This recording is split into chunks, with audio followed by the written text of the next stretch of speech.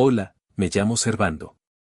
Tengo 33 años y soy oficial del Ejército de los Estados Unidos.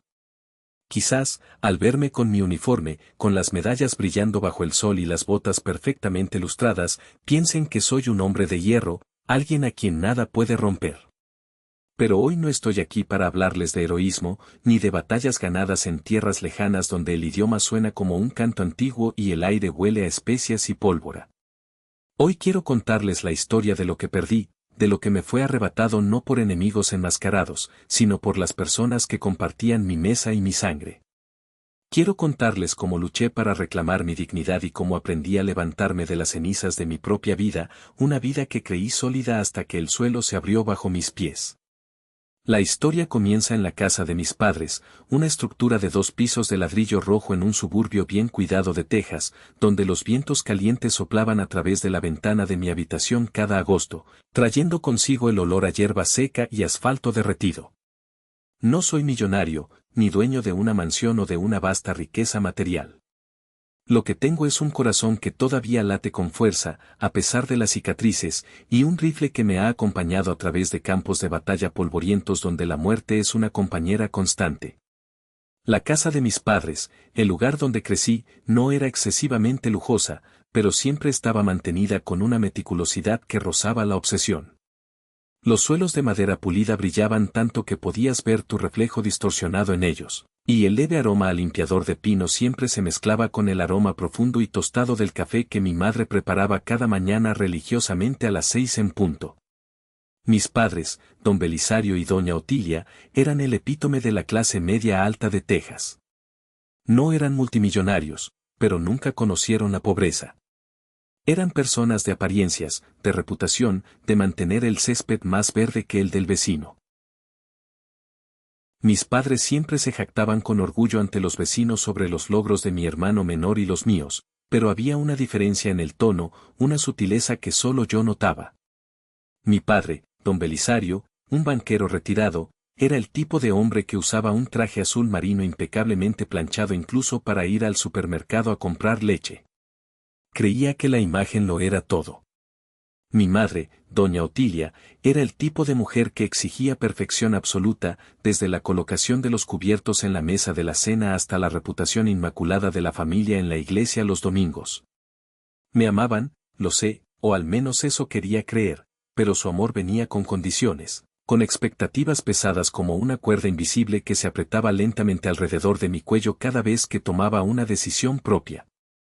Como el hijo mayor, yo era en quien depositaban sus esperanzas para traer un tipo específico de honor al apellido.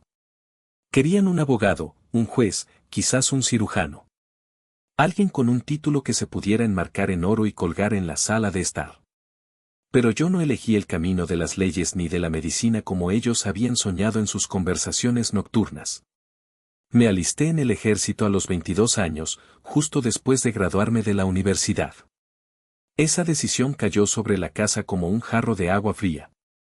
Aunque nunca lo dijeron abiertamente, lo vi. Lo vi en la forma en que los ojos de mi padre se desviaban cuando me veía en uniforme, en la forma en que mi madre suspiraba profundamente, un sonido lleno de decepción, cada vez que hablaba de las oportunidades que, según ella, había desperdiciado. Pero el ejército fue donde me encontré a mí mismo. Lejos de los suelos pulidos y las expectativas asfixiantes, aprendí a mantenerme firme en la línea delgada entre la vida y la muerte. Aprendí que el honor no está en un traje caro, sino en proteger a aquellos que no pueden protegerse a sí mismos. No tengo arrepentimiento sobre mi carrera. Sin embargo, mi hermano menor, Hipólito, de 28 años, era otra historia. Hipólito es el orgullo y la alegría indiscutible de mis padres. Estudió Derecho, siguiendo el guión que don Belisario escribió para él, vive del apoyo financiero de nuestros padres y siempre sabe cómo complacer a todo el mundo. Hipólito tiene una sonrisa encantadora, dientes blancos y rectos, el cabello siempre peinado con el gel más caro y una manera de hablar que hace que la gente asienta con la cabeza antes de siquiera procesar lo que ha dicho. Él es la versión perfecta de lo que mis padres querían que yo fuera. No estoy celoso, honestamente nunca lo estuve. Pero a veces, en las noches tranquilas, me preguntaba si él alguna vez había enfrentado una dificultad real, si alguna vez había tenido que luchar por algo, o si simplemente se deslizaba por la vida como una brisa suave, tomando lo que quería sin dejar rastro ni esfuerzo. Y luego está Eustolia. Solo decir su nombre hace que mi pecho se sienta apretado, una mezcla de amor antiguo y dolor reciente. Eustolia, de 30 años, es enfermera en el hospital del centro. Nos conocimos en la universidad, en una de esas fiestas ruidosas a las que fui arrastrado por mis amigos. Ella estaba parada en la esquina de la habitación, lejos del caos, llevando un vestido verde pálido que resaltaba su piel morena. Su cabello negro y brillante estaba recogido en lo alto, y sostenía un vaso de agua en lugar de vino barato. Me sonrió a través de la multitud, una sonrisa tímida pero genuina, y desde ese momento, supe que quería pasar mi vida con ella. Eustolia es diferente a cualquier mujer que haya conocido. Es gentil pero posee una fuerza interior de acero, siempre capaz de hacerme reír incluso cuando estoy en mi momento más gruñón o agotado. Ella escucha, verdaderamente escucha, como si cada palabra que digo fuera importante. Hemos estado juntos durante 6 años, capeando tiempos difíciles juntos. Estuvo allí cuando perdió su trabajo y lloró en mi hombro, estuvo allí cuando fui herido durante un ejercicio de entrenamiento y pasé 2 semanas en el hospital con una pierna rota. Eustolia fue la que sostuvo mi mano durante esas noches largas, susurrando que todo estaría bien, incluso cuando ella misma estaba asustada. Hace 2 semanas, antes de mi despliegue, me arrodillé ante ella en nuestro patio delantero, bajo la brillante luz de la luna de Texas y el canto de los grillos. Le propuse matrimonio. Todo lo que tenía era un anillo de plata sencillo, comprado con mis ahorros de soldado, no un diamante ostentoso como los que mi madre usaría. Eustolia me miró, sus ojos oscuros brillando con lágrimas reflejando la luna, pero no dijo que sí inmediatamente. Simplemente me abrazó con una fuerza sorprendente y susurró en mi oído, Servando, necesito tiempo, todo esto es abrumador, pero te esperaré. Te prometo que te esperaré. Asentí, sintiendo el peso de su cuerpo contra el mío, aunque mi corazón se sintió extrañamente pesado. Sabía que mi próximo despliegue duraría 18 meses, 1 año y medio en el infierno, y temía que la distancia pudiera erosionar nuestro amor. Pero confiaba en ella. Tenía que hacerlo. Era mi ancla. Mientras me siento aquí escribiendo estas palabras, estoy empacando mis maletas. Mi mochila militar yace en la esquina de la habitación, una masa verde oliva junto a un par de botas que todavía tienen polvo de mi última sesión de entrenamiento. He revisado todo meticulosamente. Mi uniforme, mi daga de combate y un pequeño cuaderno de cuero desgastado donde escribiré cartas a Eustolia.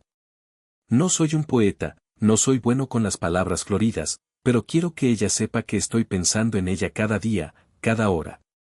Esas cartas, espero, serán el puente entre nosotros, manteniendo nuestro amor vivo a través de los meses de separación y silencio.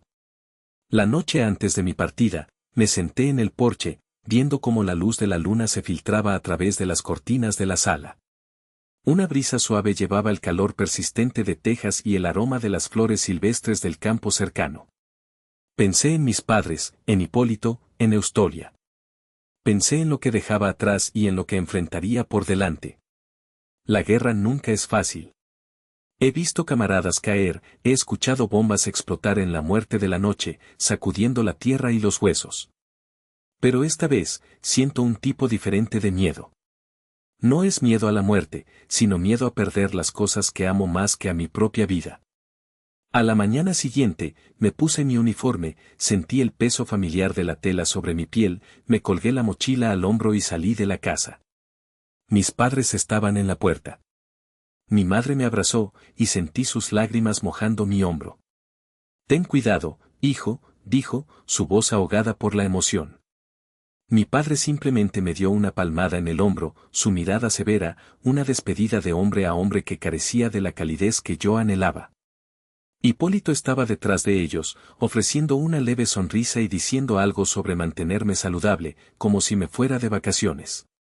Eustolia vino a despedirme al aeropuerto.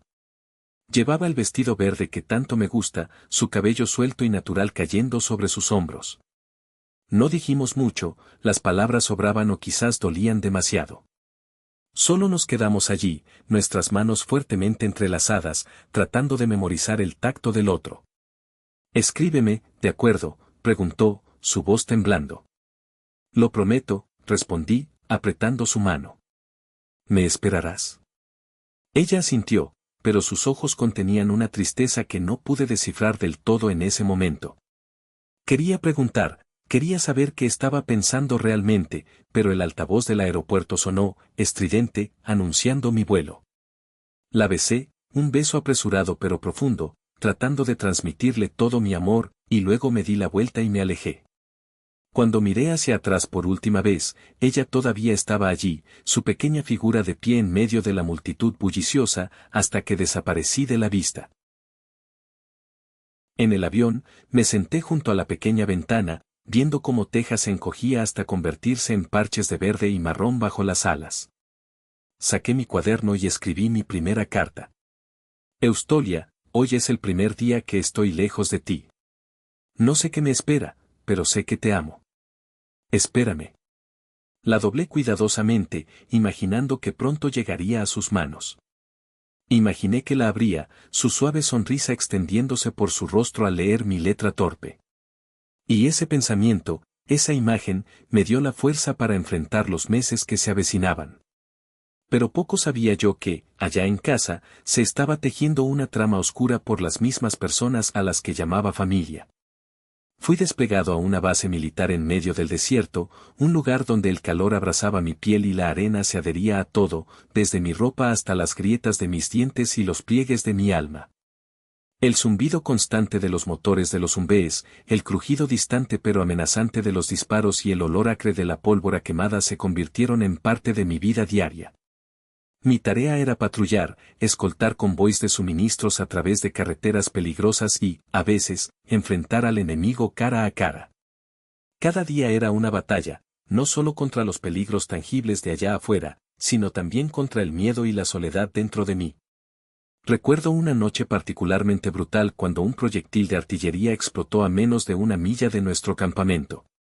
El suelo tembló violentamente. Todo el equipo se mantuvo despierto, acostados boca abajo en el suelo arenoso, escuchando el silbido del viento mezclándose con el eco de la explosión. Apreté la foto de Eustolia que guardaba en mi bolsillo superior, cerca de mi corazón, susurrando como un mantra: «Espérame, por favor, espérame». Las cartas eran mi salvavidas, la única forma en que me aferraba a ella y a mi humanidad. Cada noche, bajo el brillo tenue y amarillento de una lámpara de aceite en la tienda de campaña, sacaba mi cuaderno y le escribía a Eustolia. Le contaba sobre los largos días de patrulla bajo el sol inclemente, sobre las tormentas de arena que oscurecían el cielo convirtiendo el día en noche, y sobre un joven soldado llamado Tommy, un chico de Arkansas que cantaba música country con una voz desafinada pero alegre para hacer reír al equipo. Eustolia, hoy vi una puesta de sol rojo fuego sobre las dunas del desierto. Desearía que estuvieras aquí para verla conmigo, aunque sé que odiarías el calor. Escribía cada línea como un hilo invisible, atándome de vuelta a Texas, a ella. Enviaba las cartas a través del sistema de correo militar, seguro de que llegarían a ella. No tenía forma de llamar regularmente. La señal celular era débil o inexistente, y cada momento libre era precioso y escaso. Pero creía con fervor religioso que esas cartas eran suficientes para mantener mi promesa. Algunas noches me acostaba en mi catre duro, mirando el techo de lona de la tienda, pensando en Eustolia. Recordaba su sonrisa, la forma en que se ataba el cabello hacia atrás cuando trabajaba turnos dobles en el hospital, el abrazo apretado que me dio antes de abordar el avión. Me preguntaba qué estaba haciendo, si estaba parada bajo el roble frente a su casa, mirando la luz de la luna como yo lo hacía una vez. Escribía cartas casi todas las semanas, incluso si algunas eran solo unas pocas líneas apresuradas escritas con manos temblorosas por la adrenalina. Eustolia, estoy bien. Te extraño. No te olvides de mí. No soy un poeta, nunca lo fui, pero cada palabra era verdadera, cada palabra era un pedazo de mi corazón derramado en papel barato. Los meses se arrastraban, lentos y dolorosos, y yo vivía entre dos mundos. Uno de arena, balas y noches sin dormir. El otro de cartas y recuerdos, donde soñaba con el día en que regresaría, me arrodillaría ante Eustolia de nuevo y escucharía, finalmente, su sí. Lo extraño era que no recibía respuestas de ella. Revisaba el correo con el oficial a cargo cada vez que llegaba el suministro, pero nunca había nada para mí. Asumí que estaba ocupada, que el trabajo en el hospital era agotador o que el correo se retrasaba debido a la logística de la guerra. Me negaba a pensar lo peor. No tenía dudas. Confiaba en ella tanto como confiaba en mí mismo. Me decía, ella te ama. Ella prometió esperar. Después de 18 meses, que se sintieron como una eternidad en las trincheras, finalmente llegó el día. Bajé del avión en el aeropuerto de Dallas, sintiéndome como un hombre que regresa de otro planeta. El aire acondicionado del aeropuerto se sentía extrañamente frío contra mi piel curtida por el sol. Mi mochila militar pesaba pesadamente sobre mi hombro, llena de ropa sucia y recuerdos dolorosos, pero en mi bolsillo llevaba el anillo de plata. El mismo anillo que había guardado a través de todo el despliegue, tocándolo cada noche como un talismán, esperando el día en que se lo pondría en el dedo a Eustolia. Había sobrevivido a meses que muchos de mis camaradas no pudieron.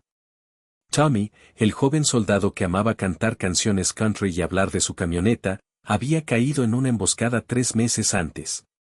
Me paré ante su cuerpo cubierto con la bandera en la base, jurando vivir bien, no solo por mí, sino por aquellos que no pudieron regresar. Esa promesa ardía en mi pecho mientras caminaba por la terminal. Después de salir del aeropuerto, tomé un taxi hacia la familiar casa de ladrillo rojo en los suburbios de Texas. El conductor, un hombre mayor con gorra de béisbol, intentó hacer conversación sobre el clima, pero yo apenas podía responder. Mi corazón rebosaba de esperanza y anticipación, cada latido cargaba una visión dulce. Imaginaba a Eustolia corriendo a la puerta, lanzando sus brazos alrededor de mi cuello, llorando de alegría, tal como en los sueños que tenía bajo los cielos arenosos y llenos de humo del desierto.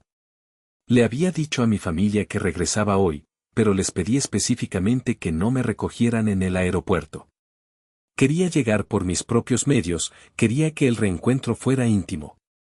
Todo lo que quería era una cena familiar cálida con mis padres, mi hermano Hipólito y Eustolia. Eso era suficiente para compensar año y medio de infierno. El taxi se detuvo frente a la casa. El césped estaba perfectamente cortado, las flores en el jardín de mi madre florecían en colores vibrantes. Todo parecía normal. Demasiado normal. Pagué al conductor, respiré hondo y caminé hacia la puerta. Pero cuando la puerta principal se abrió, una atmósfera pesada me golpeó como un puñetazo físico en el estómago, tan fría que congeló todas mis expectativas en un instante. No hubo gritos de alegría. No hubo Eustolia corriendo hacia mí. No hubo risas. No hubo el abrazo que había imaginado durante 540 días. Solo estaban mis padres, don Belisario y doña Otilia, sentados en silencio en la sala de estar, con sus rostros tensos hasta el punto de dar escalofríos. La televisión estaba apagada. La casa estaba en un silencio sepulcral. Mi madre se levantó lentamente y me abrazó, pero el abrazo carecía de su calidez habitual, se sentía rígido, forzado. «Has vuelto, Servando», dijo, su voz seca y carente de emoción. Mi padre, todavía en su traje impecablemente planchado como si fuera a una reunión de directorio, simplemente asintió desde su sillón, evitando mi mirada, mirando un punto fijo en la alfombra. Pregunté inmediatamente, mi voz sonando demasiado fuerte en la habitación silenciosa, ¿dónde está Eustolia? Ella sabía que venía hoy, ¿verdad? ¿Está en el trabajo?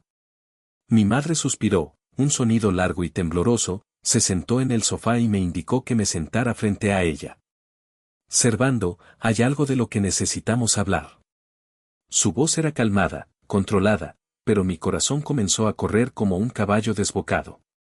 «Eustolia, ella está casada con Hipólito. Se han mudado, viven en Austin ahora». Sentí como si el suelo se hubiera derrumbado bajo mis pies. El mundo se inclinó sobre su eje. El aire en la habitación se volvió sofocante, denso, como si estuviera de vuelta en el desierto, atrapado en una tormenta de arena sin máscara de gas. Casada, repetí, mi voz sonando extraña a mis propios oídos, como si viniera de muy lejos. ¿Con Hipólito? ¿Mi hermano? ¿De qué estás hablando? ¿Es una broma?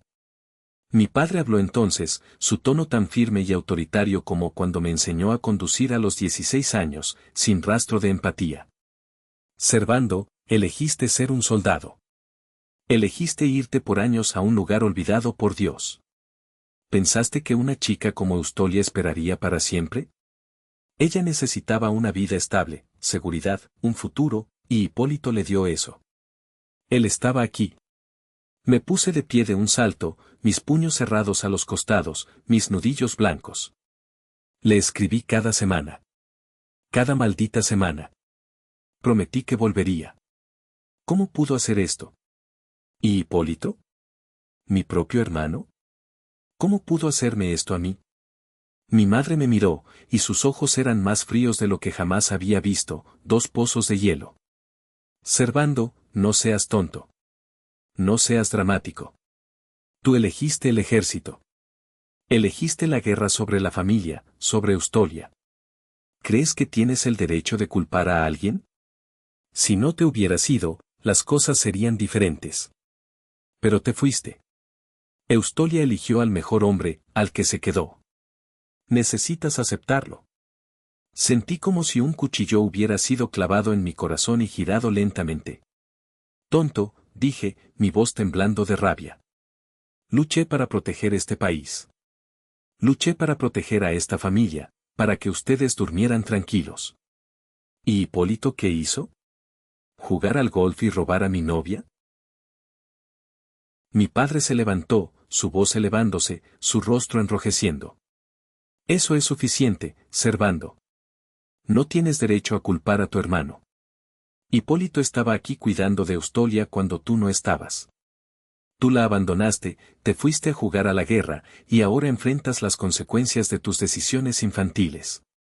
Entonces, con un movimiento lento y deliberado que parecía ensayado, don Belisario metió la mano en el bolsillo interior de su saco y sacó un sobre grueso de color crema. Lo lanzó sobre la mesa de centro con desprecio. El sonido del papel golpeando la madera resonó como un disparo. Y hay algo más, dijo, con una mueca que rozaba la sonrisa, una expresión de triunfo cruel. Ya que has demostrado ser tan inestable y tomas decisiones tan pobres, y dado que Hipólito ahora tiene la responsabilidad de una esposa y una familia que mantener, hemos actualizado el testamento familiar. Este es el nuevo borrador, notarizado esta mañana. Miré el sobre, sintiendo bilis en la garganta. ¿Qué significa esto?, pregunté. Significa, continuó mi padre, alisándose la corbata, que Hipólito heredará todo. La casa, las inversiones, las cuentas, las propiedades. Todo. Tú no recibirás ni un solo centavo. Ni uno. Consideramos que el ejército ya te da lo suficiente, y francamente, no confiamos en que sepas administrar el patrimonio de esta familia. Miré a mis padres, las personas que pensé que siempre me cubrirían la espalda, y sentí un tipo diferente de dolor. No era solo la pérdida de Eustolia, era la traición total, absoluta, de mi propia sangre. Me estaban desheredando y humillando en el mismo momento en que me decían que mi hermano me había robado la vida. Querían romperme. Querían verme suplicar o estallar. Quería gritar, quería golpear la pared hasta que mis manos sangraran, quería volcar esa mesa perfecta con sus adornos perfectos. Pero algo dentro de mí cambió. Una frialdad de acero reemplazó el fuego de la ira. Respiré hondo, inflando el pecho, y los miré a los ojos. Así que Hipólito se queda con todo, dije, mi voz bajando a un susurro peligroso. La chica, el dinero, la casa. Perfecto. Sonreí. Fue una sonrisa que no llegó a mis ojos, una sonrisa que había aprendido a usar frente al enemigo antes de apretar el gatillo. Entonces, espero que disfruten de su elección. Pero escuchen bien, no esperen ni un solo peso de mí.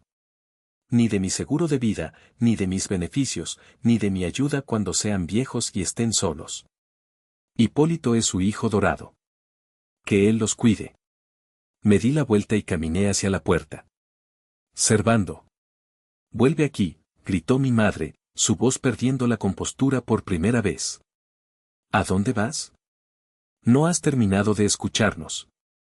He escuchado suficiente, dije sin mirar atrás. Disfruten su vida perfecta. Salí de la casa sin otra palabra. El anillo de plata en mi bolsillo se sentía pesado como el plomo, pero mis pasos eran ligeros.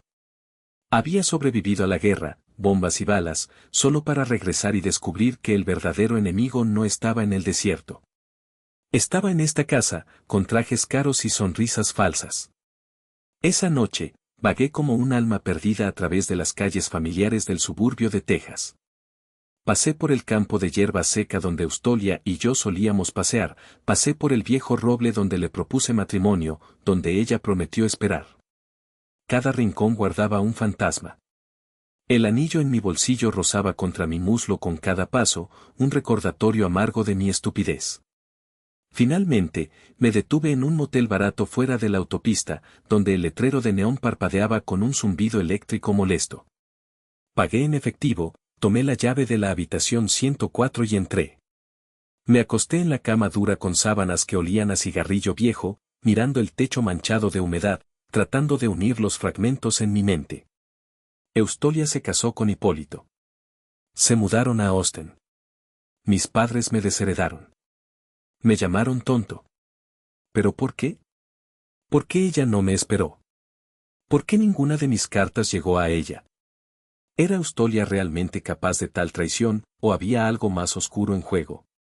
A la mañana siguiente, me desperté con los ojos escociendo y una nueva resolución endureciéndose en mi estómago. Necesitaba respuestas. No me iría en silencio. No dejaría que escribieran el final de mi historia. Y sabía por dónde empezar. Galdina. La mejor amiga de Eustolia. Ella era la única persona en la que podía confiar. Galdina y Eustolia habían sido inseparables desde la universidad, trabajando juntas en el hospital, compartiendo secretos que Eustolia a veces ni siquiera me contaba a mí. Si alguien sabía qué había sucedido realmente, era Galdina. Encontré su número en mi vieja lista de contactos del celular, mis dedos temblando ligeramente mientras marcaba. Después de 3 timbres, la voz de Galdina llegó a través de la línea, sorprendida pero cálida. ¿Servando? ¿Eres realmente tú? Dios mío, has vuelto. Galdina, necesito verte, dije, mi voz ronca por una noche de insomnio. Es sobre Eustolia. Necesito la verdad. Por favor. Hubo un silencio al otro lado de la línea, luego un suspiro. Está bien, Servando. Encuéntrame en la cafetería de Main Street a las 11. Tenemos que hablar. La pequeña cafetería en Main Street era un lugar que Eustolia y yo solíamos visitar, con grandes ventanas de vidrio con vistas a la calle bulliciosa. Al entrar, el olor a café tostado me golpeó, mezclándose con recuerdos dolorosos de días felices. Galdina ya estaba allí, sentada en una mesa en la esquina, su cabello rubio atado en una coleta alta, sus ojos azules mirándome con una mezcla de lástima profunda y preocupación. Llevaba una blusa blanca, probablemente acababa de salir de un turno. Me senté y fui directo al grano. Galdina, Eustolia se casó con Hipólito. Mis padres dicen que ella no quiere verme. Me han desheredado. ¿Qué pasó? Necesito saberlo todo. Galdina dejó su taza de café, sus manos rodeando la cerámica caliente como buscando calor. Servando, no sé por dónde empezar, pero mereces la verdad. Lo que pasó mientras no estabas, no es tan simple como crees. Habló lentamente, su voz pesada de emoción, como si estuviera reviviendo esos meses oscuros. Cuando te fuiste de Texas, Eustolia trató de aferrarse a la esperanza. Esperaba tus cartas cada día. Iba al buzón religiosamente, pero nada llegaba. Nunca. Me llamaba llorando, Servando. Pensaba que la habías olvidado, que habías encontrado a alguien más, o peor, que habías muerto y nadie se lo había dicho. Mi corazón se apretó dolorosamente. ¿Mis cartas? Pregunté. Escribí cada semana. Cientos de páginas. ¿Dónde están? Galdina continuó, su voz bajando. Ella iba a casa de tus padres a menudo, esperando escuchar noticias tuyas a través de ellos. Pero cada vez, tu madre, doña Otilia, ella le decía cosas. Le plantaba dudas. Le decía que tú nunca dejarías el ejército, que amabas la guerra más que a ella. Le dijo que te habías vuelto frío. Le dijo que no debería desperdiciar su juventud esperando a un fantasma, que merecía a alguien que estuviera a su lado, físicamente. Apreté mis puños debajo de la mesa hasta que mis uñas se clavaron en mis palmas. Mi madre. La mujer que me dio la vida me estaba apuñalando por la espalda. Y luego estaba Hipólito, dijo Galdina, su rostro torciéndose en una mueca de disgusto. Hipólito empezó a aparecer en todas partes. Llevaba café al hospital para ella, se ofrecía a llevarla a casa, la invitaba a cenar, como amigos. Decía todas las cosas correctas. Al principio, ella se negaba. Pero sabes cómo es Eustolia, se sentía sola, Servando. Sin cartas tuyas, con tu madre envenenando su mente, empezó a flaquear. Galdina hizo una pausa, mirándome a los ojos. Traté de decirle, Servando. Le dije, espera un poco más. Pero tu madre y Hipólito fueron como una tormenta perfecta, arrastrándola. Le hicieron creer que tú ya no la amabas. ¿Qué hicieron con mis cartas?, pregunté, mi voz temblando de rabia contenida. Galdina asintió. Eustolia vio una vez a tu madre abrir el buzón de la familia y sacar una carta. Parecía una carta tuya, del extranjero. Cuando Eustolia preguntó, tu madre la escondió rápidamente y dijo que era solo una factura. Eustolia no estaba segura, pero empezó a sospechar. Para entonces, ya estaba demasiado confundida y vulnerable. Hipólito le propuso matrimonio 9 meses después de que te fuiste. Ella dijo que sí, no porque lo amara locamente, sino porque estaba agotada. Pensó que la habías abandonado. Se casaron rápido. Las palabras de Galdina me dejaron entumecido. Salí de la cafetería con la mente dando vueltas. Fui al viejo roble donde había propuesto matrimonio a Eustolia. El viento de Texas soplaba, llevando el olor a hierba seca. Las palabras de Galdina resonaban, tu madre interceptó tus cartas. Hipólito explotó su soledad. Mi familia, las personas en las que confiaba, me habían traicionado sistemáticamente. No fue un accidente. Fue un plan. Necesitaba pruebas. Necesitaba confirmar lo de las cartas. Y sabía que, si doña Otilia era tan sentimental como manipuladora, no habría tirado esas cartas. Ella guardaba todo. Esa noche, esperé. Sabía que mis padres tenían su cena mensual en el club de campo. Conduje hasta la casa, estacioné mi auto alquilado a 2 cuadras de distancia y caminé bajo la cobertura de la oscuridad. Mi corazón latía con fuerza, no por miedo, sino por adrenalina, como si estuviera en una misión de infiltración. Usé mi vieja llave, rezando para que no hubieran cambiado la cerradura. La llave giró. La puerta se abrió. El olor familiar a limpiador de pino me golpeó. Entré en silencio. La casa estaba oscura. Subí las escaleras, evitando el tercer escalón que siempre crujía. Fui directo a la habitación de mis padres. Busqué en el armario, en los cajones. Nada. Entonces recordé, mi madre tenía una caja de madera antigua, un baúl que guardaba debajo de su cama con sus recuerdos preciosos.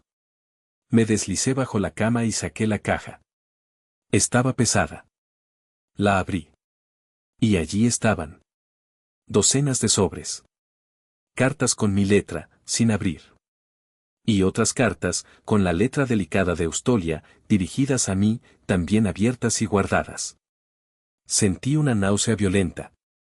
Leí una de las cartas de Eustolia al azar. Servando, te extraño tanto. ¿Por qué no escribes? Tu madre dice que estás bien, pero necesito leerte. Por favor, vuelve a mí. Mis manos temblaban. Habían robado nuestras voces. Habían robado nuestra historia. También encontré algo más. Impresiones de correos electrónicos. Correos que yo había enviado desde la base cuando tenía acceso a Internet. Hipólito, él sabía mis contraseñas. Siempre usamos las mismas contraseñas para los juegos de video cuando éramos niños. Había accedido a mi cuenta, había borrado mis enviados y había bloqueado los de ella. Era un crimen. Era una violación federal de correspondencia y un delito informático. Guardé todo en mi mochila. Tenía las pruebas. Tenía mis armas. No volví a casa de mis padres. Fui a mi apartamento alquilado, un lugar lúgubre en las afueras de Dallas con paredes manchadas y ventanas que traqueteaban con el viento. Lancé mi mochila en la esquina. Ahora sabía la verdad. Pero confrontarlos en privado no serviría de nada. Lo negarían. Me llamarían loco. Necesitaba algo más grande. Necesitaba justicia pública. Recordé a Inocencia, una vieja amiga de la universidad. Ahora era una reportera de investigación respetada en el Dallas Morning News. Ella tenía una reputación de destapar escándalos y odiaba a los abusadores. La llamé. Inocencia, soy Servando. Tengo una historia para ti. Pero quiero permanecer en el anonimato. Es sobre un soldado traicionado por su familia adinerada mientras estaba en servicio. Tengo pruebas físicas. Cartas robadas. Fraude digital. Nos reunimos en un pequeño bar oscuro. Le mostré todo. Las cartas, el testamento que mi padre me lanzó a la cara, la cronología de los hechos. Inocencia escuchaba, sus ojos brillando con la intensidad de un depredador que ha encontrado una presa jugosa. Servando, esto es dinamita, dijo, tomando notas furiosamente. Esto no es solo un drama familiar. Es una historia sobre la lealtad, sobre el sacrificio de los veteranos y la hipocresía de la élite. Voy a publicar esto. Y voy a asegurarme de que todos sepan quiénes son realmente los Ayes, aunque cambie los nombres, la comunidad sabrá. Le entregué todo. Hazlo, dije. Quiero que les duela donde más les importa, su reputación. 4 días después, el artículo salió. Un domingo por la mañana. El titular era brutal, mientras él sangraba por su país, su familia le robaba su vida, la historia de un soldado traicionado. El artículo era devastador. Detallaba cómo una familia prominente de Texas había interceptado el correo de un soldado desplegado, manipulado a su prometida vulnerable y orquestado un matrimonio con el hermano menor para asegurar estabilidad. Citaba fragmentos de las cartas que encontré. Mencionaba el testamento vengativo. El impacto fue inmediato y nuclear. Para el mediodía, la historia se había vuelto viral en las redes sociales locales. Los grupos de veteranos estaban furiosos. Los vecinos de mis padres, que leían el periódico religiosamente, reconocieron los detalles. Empezaron los susurros. Luego, el aislamiento. En los días siguientes, el mundo perfecto de mis padres comenzó a desmoronarse. Doña Otilia, que vivía para sus reuniones sociales y el club de jardinería, fue recibida con frialdad y espaldas vueltas.